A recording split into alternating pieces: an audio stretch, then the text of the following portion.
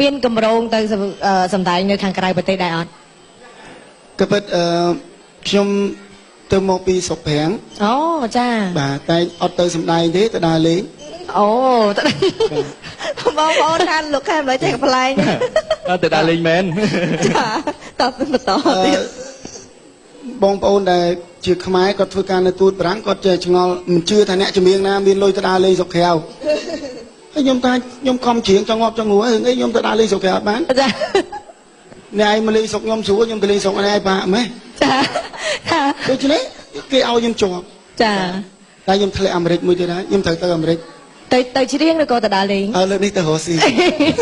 និយាយចឹងអត់បានទៅទៀតចាគាត់ថាគាត់គ្មានទំនុកចិត្តគិតថាខ្ញុំមកស្រុកខ្មែរវិញទេដូច្នេះគាត់ឲ្យខ្ញុំធ្លាក់មិនចឹងចាហេតុអីប៉ុន្តែថ្ងៃនេះខ្ញុំចង់ប្រាប់បងប្អូនដែលធ្វើការ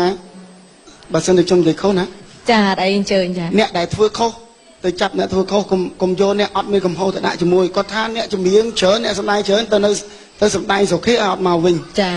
សម្រាប់ខ្ញុំអ្នកចម្រៀងខ្ញុំធ្វើការងារខ្ញុំមានការងារសិល្បៈបងប្អូនខ្មែរខ្ញុំធ្វើការខ្ញុំច្រើនណាស់នៅទីនេះចាខ្ញុំត្រូវតែមកវិញដូច្នេះគ្មានមូលហេតុណាមួយដែលខ្ញុំត្រូវទៅនៅស្រុកគាត់ទេចា